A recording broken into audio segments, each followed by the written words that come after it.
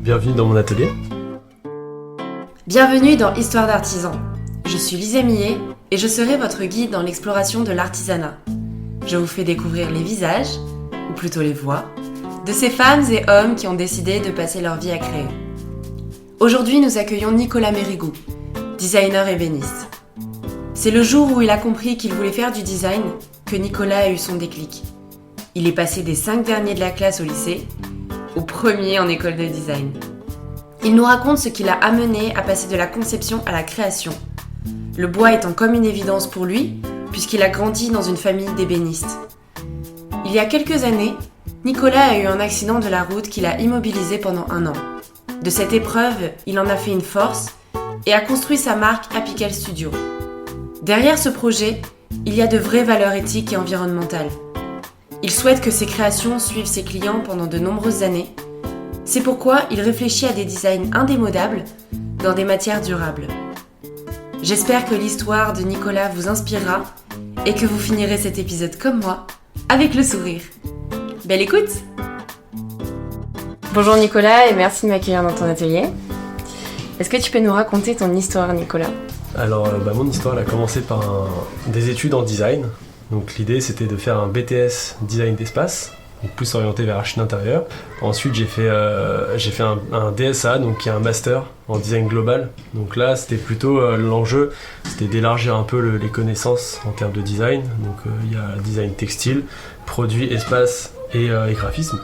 Et ce fameux DSA où j'ai été, c'était un des premiers en France qui faisait justement un mélange entre les espaces, les produits et les graphistes. Donc c'était des classes de 24 avec 8 espaces, 8 produits, 8 graphistes, et l'idée c'était de bosser ensemble sur des projets comme si on était en agence de design. Donc ça permet d'élargir le réseau, et du coup aujourd'hui mes colocs qui sont une graphiste et un produit venaient de ce DSA aussi, et voilà, ça fait un vrai réseau qui est assez mélangé comme dans une agence, donc c'est plus intéressant, enfin ça m'a semblé plus intéressant et ça m'a apporté beaucoup de collaboration future, donc voilà. Et ensuite après le master, donc là c'était la partie scolaire, tout ce qui s'est passé pendant le master c'était beaucoup d'ordinateurs, très peu d'ateliers, enfin très peu d'activités debout, et rester assis c'est assez compliqué pour moi. D'ailleurs je gigote pas mal en général sur mes chaises, et l'idée c'était de passer côté atelier parce que j'aime beaucoup le travail manuel. Donc en partant de ce DSA, je me suis dit tiens, il me reste 3 mois de stage conventionné, qu'est-ce que je peux en faire avant de commencer une vie pro. Donc j'ai appelé plein d'entreprises sur Paris, plutôt pour faire de l'alternance au début avec une école en formation, que des refus. Personne prend d'alternance, c'est très compliqué d'avoir un alternant justement, et en plus qui n'a jamais bossé dans l'ébénisterie. Donc l'idée, j'ai fait ok, vas-y, on fait un stage si ça vous va. Ils ont dit allez, on est parti. Donc j'étais atelier CY à l'époque, c'était une entreprise qui s'appelle aujourd'hui Atelier Synapse, mais c'est la même chose, c'est juste ils sont affiliés avec un CIORien en plus, et en 3 mois j'ai appris max de choses, vraiment beaucoup, avec des grosses journées, 10h, 22h, des chantiers assez durs, mais du coup t'apprends vraiment la vraie vie, le vrai travail, et autant le bois que plein de choses, enfin les chantiers. Et du coup après j'ai bossé 1 an en freelance avec eux, donc c'est là où j'ai pu bien asseoir les connaissances, mettre en pratique, et en étant payé en tant que pro, donc du coup aussi se rendre compte un peu de la valeur du travail, le temps de travail, toutes ces choses là. Donc ça permet de faire un premier passage. Et ensuite donc petit accident de la vie, donc avec un accident de la route qui m'a permis de réfléchir pas mal sur tout ça, et donc de revenir ensuite et bosser que pour moi, donc en créant Apical Studio qui est mon auto-entreprise, et là qui est plus tourné donc artisanat, mais en gardant un peu mon bagage de designer, et d'essayer de le mettre en application, donc de proposer aux clients un artisanat avec un regard designer, donc essayer d'avoir des proportions esthétiques juste, avoir un bel esthétisme de l'objet, un rangement c'est pas simplement un casier et c'est fini, donc du coup voilà, avec les finitions, le travail de détail, toutes ces choses là, et de pouvoir le faire. Et l'idée de faire du coup ce parcours manuel, c'était aussi dans un objectif de vie, c'était que je voulais continuer le design, mais quand on n'a pas de sous, on peut pas payer ses prototypes. Donc du coup, si t'as pas de commande, tu peux pas faire tes créations. Et l'idée c'était d'apprendre à apprendre l'artisanat. Donc l'ébénisterie ça a été naturel pour moi parce que du coup le grand-père était menuisier, le grand-père aussi, donc j'ai toujours été un peu baigné dans cet univers et j'ai souvent travaillé le bois étant petit, donc quand je revois mes projets d'avant, je me dis putain je respectais pas la matière et tout, voilà, des erreurs de débutant assez énormes, mais bon voilà, faut bien apprendre. Et du coup, pour apprendre ce savoir-faire, pour fabriquer ses propres protos, c'était vraiment genre comme un éclair, genre ça me semblait évident. Et du coup, j'ai pu commencer à faire ça. Donc petit à petit, j'ai pu faire mes premiers protos. Donc de plus en plus perfectionné.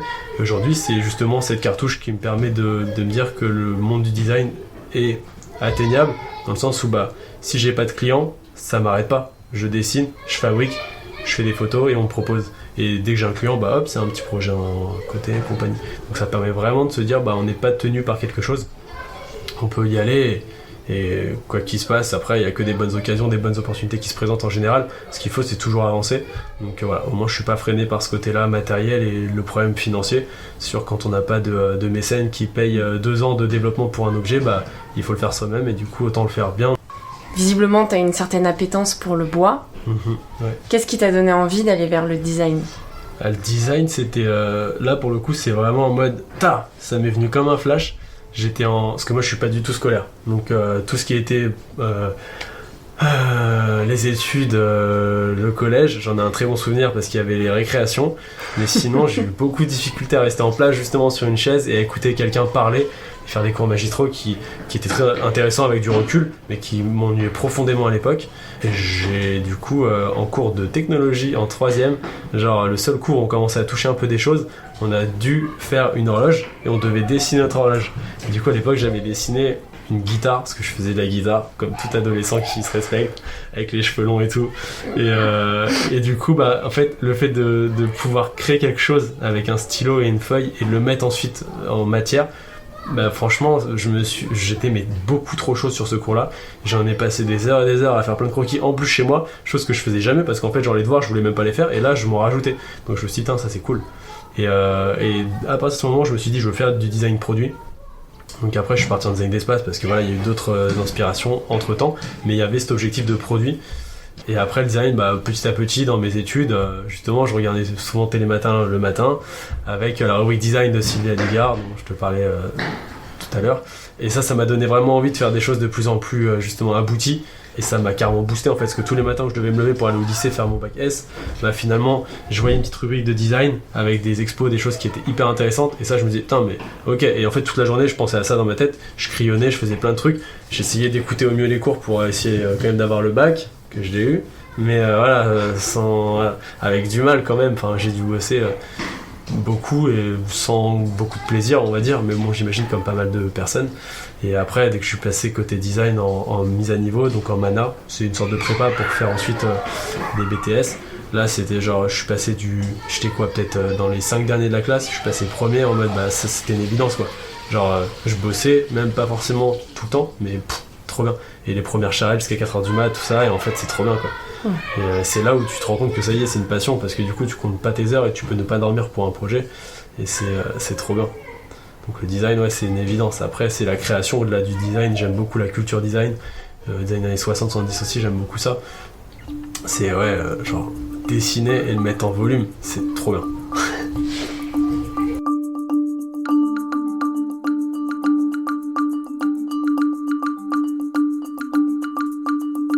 Et si tu avais un conseil à donner à tous ces parents qui sont justement désespérés par leurs enfants qui ne travaillent pas à l'école, qui ne sont pas intéressés par les matières classiques? Ouais, écoute, sans faire le vieux con, c'est juste qu'il faut quand même qu'ils le fassent parce que c'est une culture générale qu'on apprend. Ensuite, il faut aussi qu'ils aient des temps off et qu'ils aient envie. Donc si c'est le sport qui les intéresse, peut-être qu'ils seront designers plus tard, mais si c'est le sport qui les intéresse maintenant, il faut qu'ils fassent du sport à fond. Il faut apprendre à faire quelque chose. Enfin, ça c'est vraiment ma vision très personnelle, mais apprendre à faire des choses à fond, à 100%, jusqu'au bout, pour savoir à quel point ça peut coûter un engagement sur quelque chose. Et par exemple, tu fais du hockey, tu arrives en finale de Coupe de France. Ouais, personne connaît ce sport parfois dans certains milieux, mais t'as fait quelque chose de A à Z, et il y a un aboutissement, et quand tu y arrives, tu dis en fait finalement je peux peut-être y arriver pour les maths, et du coup tu commences par la base, et puis tu arrives à avoir ta bonne note au bac, et tu dis ok j'ai réussi, et après tu feras sur des choses qui te plaisent, et qui dans un milieu économique aussi, trouver un métier qui peut te faire vivre, et en même temps qui te fasse kiffer quoi. C'est la base, c'est l'objectif quoi. C'est cool. Je m'emballe, mais c'est trop vrai en plus. Tu vois, au début, on parlait de formation artisanale. Moi, j'ai pas fait la formation à l'école Boulle. Il y a beaucoup de gens qui me disent « Ah, t'as fait Boulle ?» c'est pas parce que t'es ébéniste que t'as fait boule. Oui, il y a beaucoup de boulistes en France, mais il n'y a pas que cette école déjà qui forme, et t'es pas obligé de faire une école pour être ébéniste.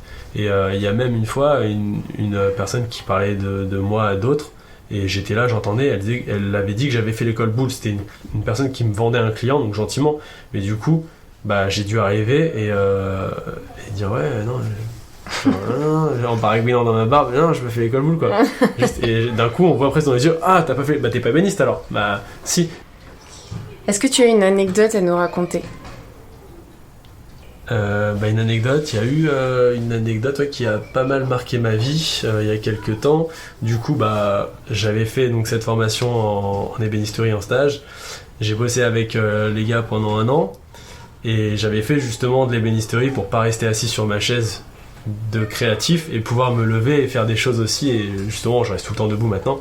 Je m'assois plus souvent et le problème, c'est que en voulant bosser pour des gars, en voulant monter ma boîte, mais petitement, je bossais le vendredi pour moi, plus les week-ends, donc je bossais 7 jours sur 7, toute l'année, tout le temps à fond. Et du coup, je revenais d'un rendez-vous client qui était perso en plus. Le soir, une voiture m'a fauché en moto, et du coup, pif, voilà, le fémur bien fracturé, et je me suis retrouvé 1 an à l'IT, donc 1 an à l'hôpital. Pour un mec qui voulait pas rester assis, c'était un peu le comble. Mais ça m'a permis déjà je positive tout le temps surtout, donc j'en ai tiré des conséquences. Ça m'a calmé aussi d'un point de vue je suis moins foufou, moins cheval fou, quoi. J'essaye de faire attention et ça m'a permis de rencontrer déjà des personnes extraordinaires au centre de rééducation qui n'ont plus de jambes. Donc déjà aujourd'hui, quand on est un peu fatigué, j'ai toujours cette petite voix derrière qui me dit tu sais que t'es mieux là quand même avec tes 2 jambes à pouvoir marcher, donc te plains pas et continue de sourire et de kiffer tout ça, clairement. Ça, je me le dis très souvent. Et c'est vraiment pas c'est pas hypocrite, quoi, que dire ça, c'est vraiment vrai. Je me le dis souvent. Et ça m'a permis de prendre le temps, justement, quand t'es allongé, à part compter les carreaux au plafond, tu réfléchis à ce que tu veux faire. Donc j'avais toujours cet objectif de monter ma boîte. Mais du coup, je me suis dit, quand je reviendrai, donc au début, les chirurgiens ils disent t'en as pour 6 mois et c'est bon, tu reprends le travail. En fait, non. Au début, c'était 3 mois, après 6 mois, en fait, c'était 1 an. Et du coup, heureusement qu'ils te le disent pas direct, mais j'avais l'objectif de vite remonter et remettre le pied à l'étrier. Donc, pour le coup, je voulais bosser que pour moi. Donc, je voulais arrêter de bosser en freelance pour une autre boîte. Et donc, j'ai réfléchi au nom, j'ai réfléchi au logo, j'ai réfléchi à toute la démarche, l'économie, j'ai monté mon business plan. Donc, voilà, tout ce qui est en fait faisable, à l'assis ou allongé, j'ai pu faire tout ça et j'ai commencé à dessiner aussi pas mal de choses. J'ai fait des projets donc en modélisation et qui étaient prêts pour le jour où je pourrais justement remettre le pied par terre.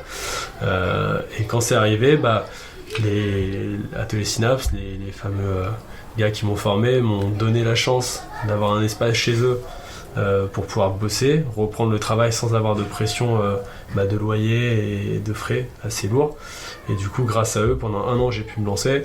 Et au début, j'étais avec ma canne à la Dr House, quoi. Et je montais sur la mezzanine, l'escalier un peu, mais avec la canne, j'avais des planches dans un bras et la canne dans l'autre. Et j'avançais, je traversais l'atelier, je mettais 10 minutes. Et franchement, c'était folklorique. C'était vraiment folklorique.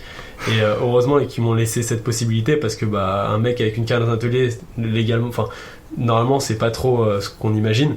Et là, c'était vraiment trop bien. Trop bien.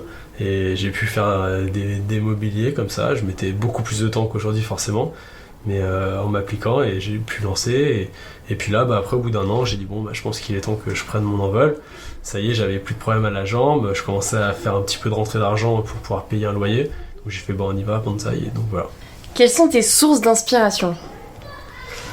Les sources d'inspiration, elles viennent de tous les jours, vraiment de n'importe où en fait. C'est je me balade, je vais voir une barrière avec un petit détail rigolo, je fais putain, ça c'est une bonne idée, mais du coup appliqué dans un autre domaine, ça peut apporter quelque chose de super intéressant. Et souvent ça vient de l'industrie, j'aime beaucoup le design industriel et les assemblages extrêmement d'ingénierie, très intelligents et très très travaillé, très précis.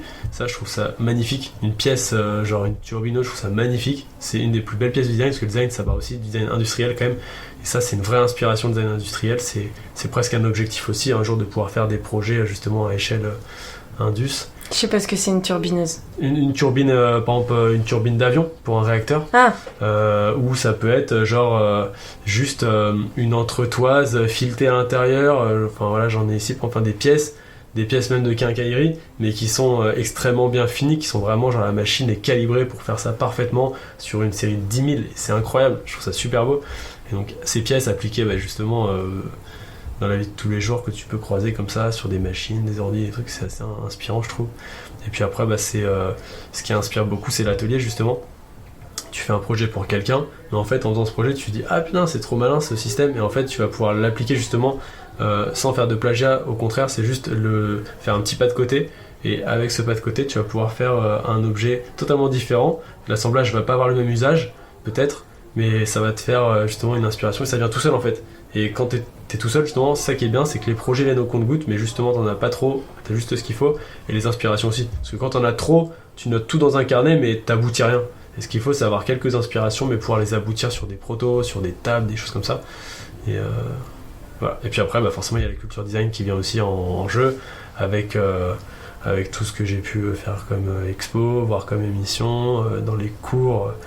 J'aime beaucoup le design années 60, 70, mais après, en termes, j'aime beaucoup le design d'espace aussi, les artistes, tout. Franchement, ça vient de partout après. Mais ça, c'est l'univers design qui parle un peu plus. Mais est-ce que tu peux nous présenter ton artisanat ? Et par là, j'entends un petit peu ton travail au jour le jour, les techniques que tu utilises. Ouais. Du coup, présenter mon artisanat, ça fait...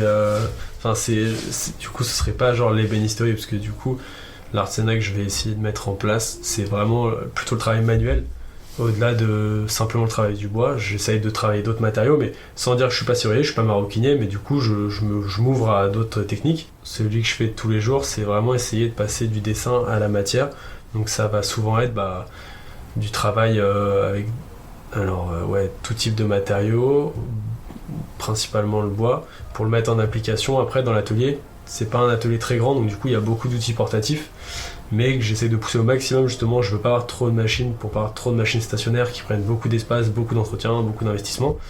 Donc c'est plutôt du portatif, et en le poussant au maximum, tu peux faire des détails super intéressants et réutiliser aussi les outils de l'époque. C'est pas tous les jours, mais quand tu les utilises, ça fait plaisir. Style les ciseaux à bois que tu as récupérés chez le grand-père, il y a juste à les réaffûter. L'acier était de meilleure qualité à l'époque qu'aujourd'hui, donc en plus c'est un meilleur outil que ce que je pourrais acheter neuf aujourd'hui.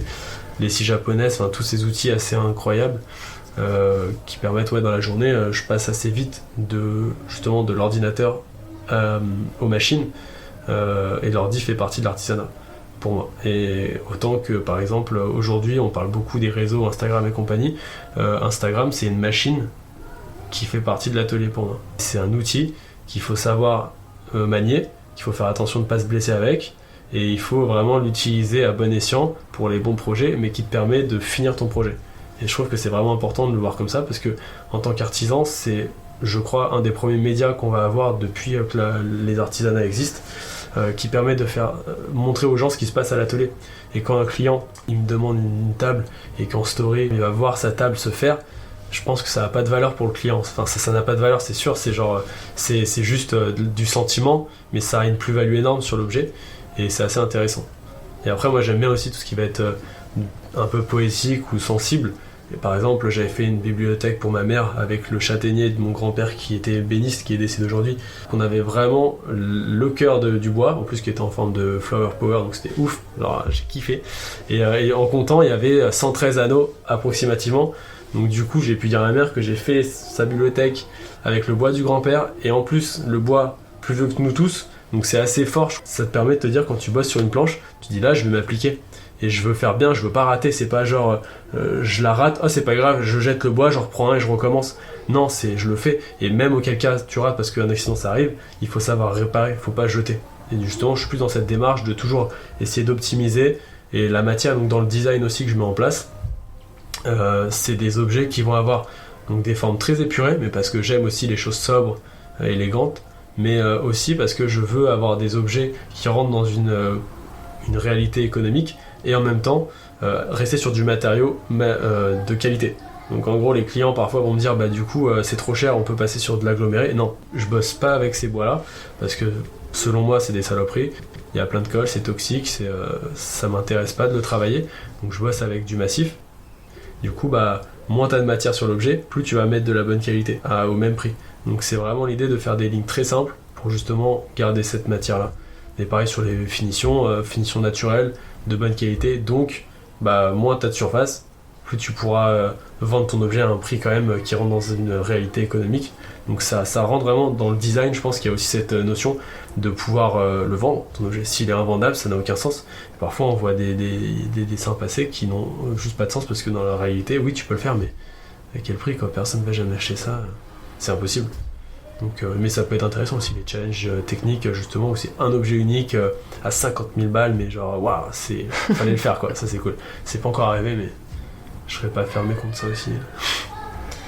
Donc en fait, toi, tu as un métier où tu passes du temps sur l'ordinateur à dessiner. Ouais.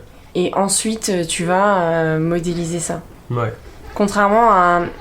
Alors moi, je te parle du cliché de l'ébéniste. Ouais. Pour moi, il a un carnet, un stylo, il fait des croquis et... Ouais. Le croquis, t'en fais toujours. Ouais. Il y a le tableau Velleda en plein milieu de l'atelier, c'est vraiment pas pour rien, c'est en mode quand il y a un client même on dessine tout de suite pour s'expliquer, donc le dessin c'est très important. Après l'ordinateur ça permet de faire beaucoup de choses et ça permet de monter en 3D un projet assez complexe avec les bonnes épaisseurs, tout ça, donc il faut vraiment être très rigoureux sur l'ordinateur, c'est pareil, hein, c'est comme Instagram, c'est une machine. Donc c'est comme une ponceuse orbitale, c'est comme une défonceuse, faut vraiment le connaître et quand tu l'utilises bien, bah ça marche super bien. Et du coup les 3D, ça te permet ensuite de faire tes fiches de débit. Et une fiche de débit c'est un tableau Excel. Franchement on se croit agent comptable limite quand on fait ça. Mais du coup c'est hyper important de le faire très rigoureusement pour qu'une fois envoyé au fournisseur, il t'envoie les planches et qu'après il y ait le meuble plus qu'entre guillemets à assembler. Et ça au début c'était ce que je pouvais faire dans l'autre atelier, c'était justement partir du tronc d'arbre, sectionner en plots, donc déligner. Et en partant de ça, bah, je délignais l'écorce. Je panotais, donc je choisissais mes pièces de bois vraiment en fonction de la teinte, des nœuds, de tout ça. Et je faisais des panneaux, et ensuite je faisais mon meuble. Du coup ça prend beaucoup de place, ça prend extrêmement de temps. Du coup, savoir le faire c'est très important, mais aujourd'hui maintenant, les panneaux, il y a des fournisseurs en France qui c'est leur métier de partir de l'arbre et de faire un panneau. Ils ont les machines pour ça, et c'est très très bien. Du coup, bah, dès que tu veux te mettre dans une réalité économique, il faut passer par là. Mais c'est bien d'avoir fait avant tout le parcours manuel. Donc c'est ce qu'on apprend sûrement dans les écoles. Moi, je l'ai appris parce que du coup, bah, là où je me suis formé, on le faisait. Et puis quand je suis revenu de l'accident, j'avais le temps de faire ça justement parce que comme j'avais pas d'argent, bah, ça coûte moins cher quand même d'acheter un plot d'arbre qu'un panneau déjà fait. Donc du coup, c'était mon temps et j'ai appris à le faire, donc c'était cool. Et la question qui était sur l'ordinateur, ouais, c'est pas beaucoup, mais un peu quand même. Okay. Un peu de temps, quoi. Quels sont les projets sur lesquels tu travailles en ce moment ? En ce moment, je travaille sur pas mal de projets qui vont être plus justement design. Donc c'est des créations personnelles et des créations aussi que j'ai fait donc en collaboration avec Timothée Concaré. Donc là, on a monté une nouvelle structure, donc avec Apical qui est vraiment l'auto-entreprise où je travaille. Je suis artisan avec un regard designer.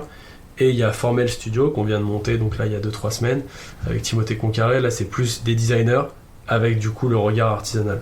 Donc ça permet d'avoir aussi le savoir-faire artisanal, la possibilité de prototyper. Et donc là c'est justement ce qu'on est en train de faire, c'est pour l'exposition à Naoluof en septembre. On développe des gammes d'objets, donc table, banc, bibliothèque, donc en tant que designer. Et après on applique directement à l'artisanat, donc on fabrique nos protos, on prépare tout ça pour les expos. Donc là en ce moment c'est des projets perso mais qui ont vraiment un but concret au final et d'ici peu de temps. Donc c'est assez intéressant parce qu'il y a aussi c'est pas comme un projet perso, on a 6 ans pour le faire. Là il faut le faire pour le mois prochain, donc faut y aller. Et après à côté de ça il y a pas mal de petits projets qui passent aussi parce que je suis arrivé il y a pas longtemps dans l'immeuble, dans mon nouvel atelier avec les habitations qui sont à côté. Et à l'inauguration, il y a pas mal de clients qui sont venus. Maintenant, les particuliers, j'en prends de moins en moins parce qu'il y a de moins en moins de demandes quand on les cherche pas. Mais là, en l'occurrence, il y a 2-3 voisins, voisines qui ont voulu avoir une belle pièce de bois chez eux. Voilà, je suis sur ces projets-là aussi en parallèle et c'est assez chouette. Ça crée du lien social avec les gens du quartier, donc ça c'est extrêmement bien.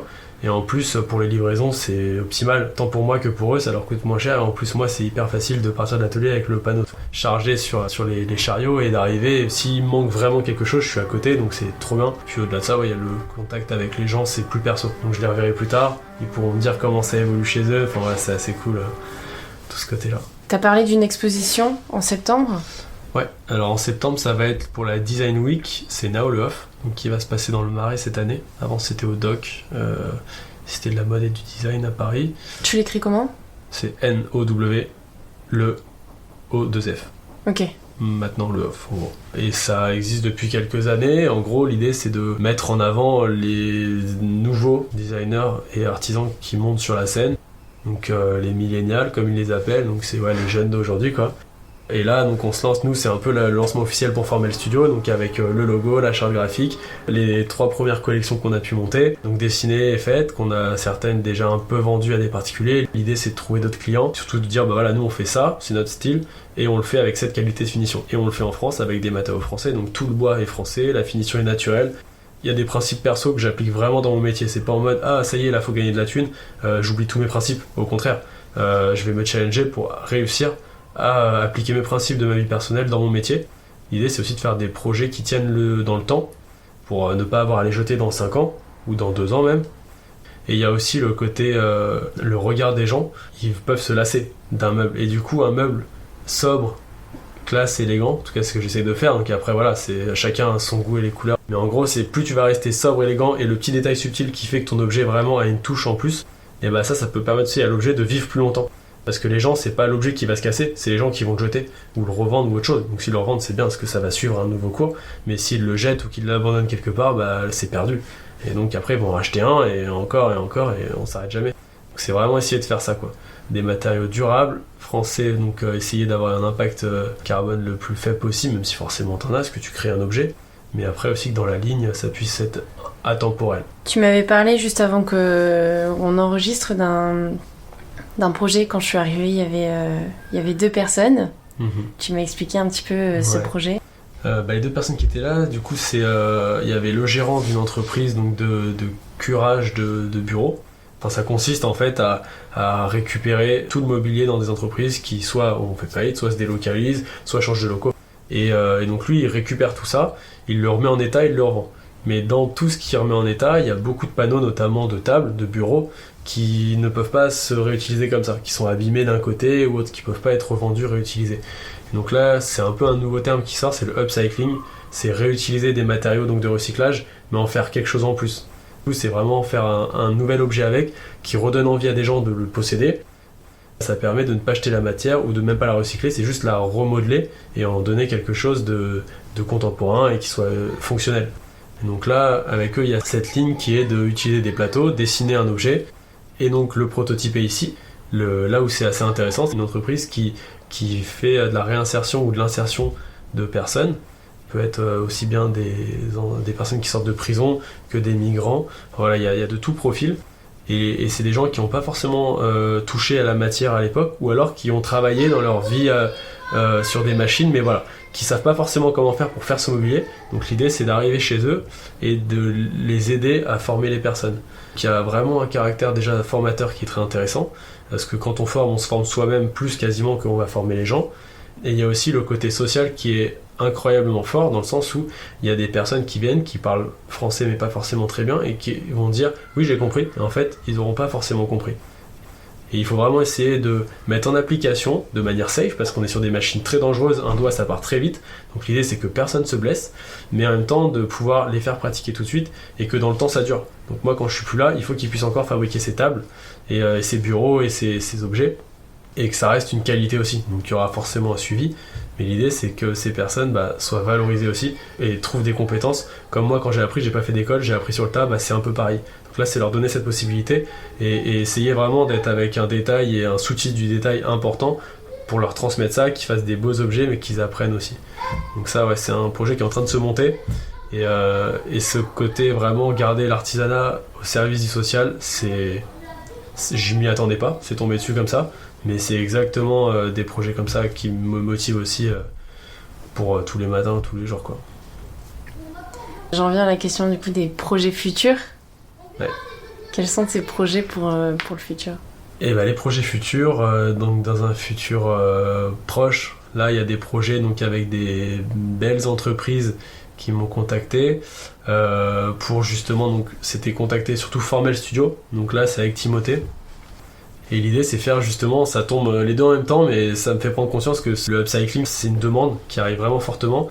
Et là l'idée c'est sur des anciens trains donc de l'époque des années 60, c'est réutiliser des objets, donc tout ce qu'il y avait sur les trains à l'époque, et en faire des objets contemporains. Là en l'occurrence c'est avec la SNCF, c'est les petits gris de l'époque, donc un Transilien qui a roulé. Ma grand-mère le connaissait, c'était dans les années 60. Ce gisement de matière, et encore là, n'a pas été détruit, et c'est iconique. Donc en fait, il faut en faire quelque chose, le remanier au goût du jour. Donc il y a un vrai travail de designer, mais avec un vrai regard artisanal, parce qu'il faut justement que ça tienne, ça marche. Et l'idée, c'est de rester comme la SNCF, c'est le design industriel, Roger Talon, enfin toutes ces inspirations-là, c'est du design fonctionnel, utile et résistant. C'est vraiment avoir cette idée, et ensuite le faire. Après, c'est une vente aux enchères qui va se faire donc, sur une exposition au mois de décembre. Tous les bénéfices reviennent à une association, donc c'était les Restos du Cœur l'année dernière. Cette année, on ne sait pas encore qui ça va être. Mais voilà, en plus, il y a cette portée sociale qui m'est chère et qui, à chaque fois, ça se met devant moi comme ça, du pain béni. Et je me dis, mais c'est trop bien. Tu bosses pour des choses qui t'inspirent, qui te font plaisir, qui sont éthiques, qui sont bien pour l'environnement, dans la ligne du temps, et en plus qui sont sociales. Donc franchement, tout bénef, quoi. Trop bien. Trop bien.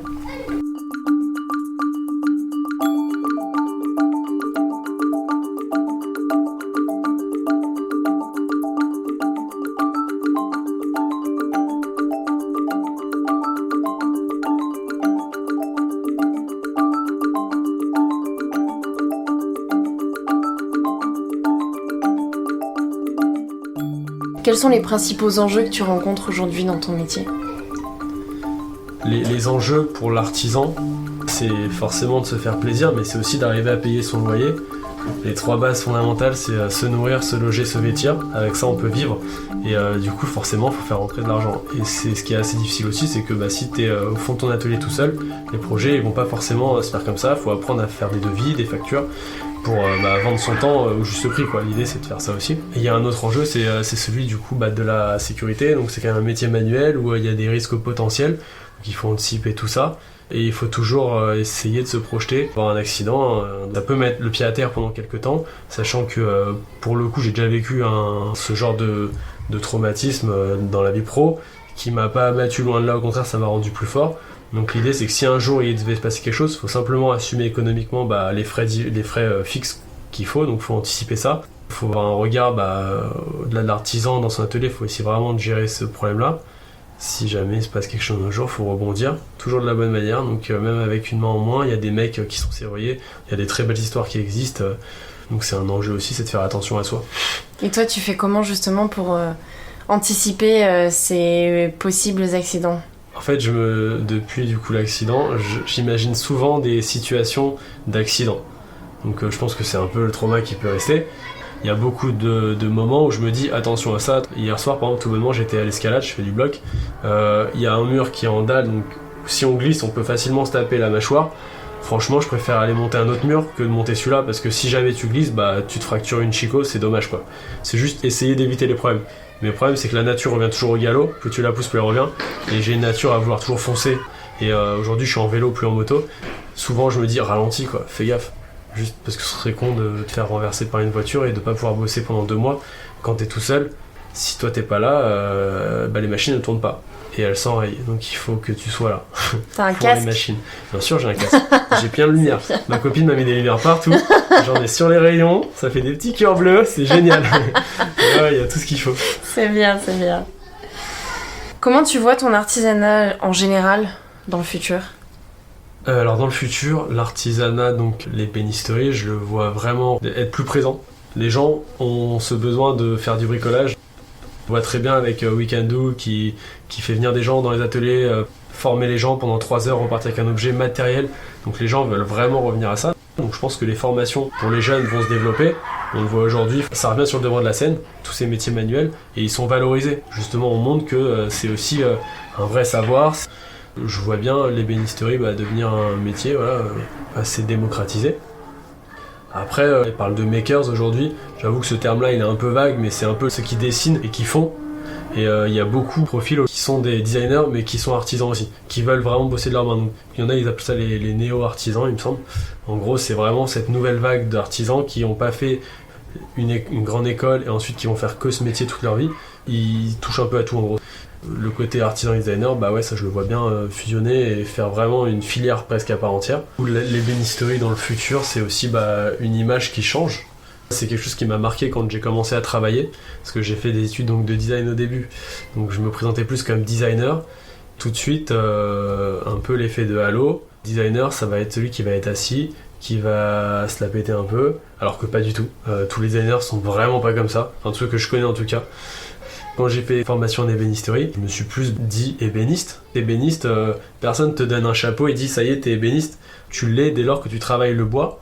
Ce qui compte, c'est que t'es ébéniste, tu apprends toute ta vie à l'être et à le rester. Un ébéniste de 60 ans, évidemment, a un savoir énorme par rapport à un ébéniste qui commence depuis 2 ans. Mais voilà, faut pas attendre d'avoir 60 ans de métier pour dire je suis ébéniste. Et quand j'avais commencé à dire justement je suis ébéniste, j'ai été assez surpris par le capital sympathie que tout le monde a tout de suite. Et tout le monde connaît quelqu'un qui travaille le bois. Le bois, c'est une matière qui est vraiment aimée de manière générale par les gens, chaleureuse, qu'on connaît bien chez nous. Il y a beaucoup de forêts, donc c'est vraiment dans notre culture. Et ça, c'est un capital sympathique qui m'a marqué et que j'adore. Donc c'est vrai que quand je me décris en général, je vais plus être ébéniste que designer. Pas parce que je préfère me faire mousser et qu'on me dise « Ah, super, c'est sympa et tout », mais parce que aussi je me sens plus aujourd'hui ébéniste que designer. Et le fait de créer Formel Studio avec Timothée, c'est parce que je veux pas perdre de vue le design. Pical, c'est plus de l'artisanat avec un regard designer. Et Formel, on part plus designer avec ce regard artisanal. Je parle beaucoup trop, c'est un truc de ouf. Je suis une vraie pipelette en fait. Non, t'inquiète pas. Merci beaucoup Nicolas. Merci d'avoir partagé ton savoir, ton histoire. De rien. Ça fait plaisir. Et puis à bientôt. Ouais. Merci. À bientôt.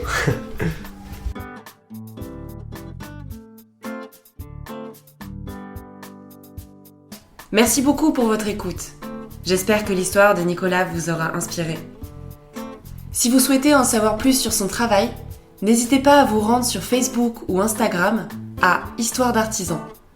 Vous pouvez m'aider à faire découvrir les histoires d'artisans au plus grand nombre en mettant une note sur iTunes et en vous abonnant sur votre plateforme de streaming préférée. Je vous dis à très vite avec une nouvelle histoire.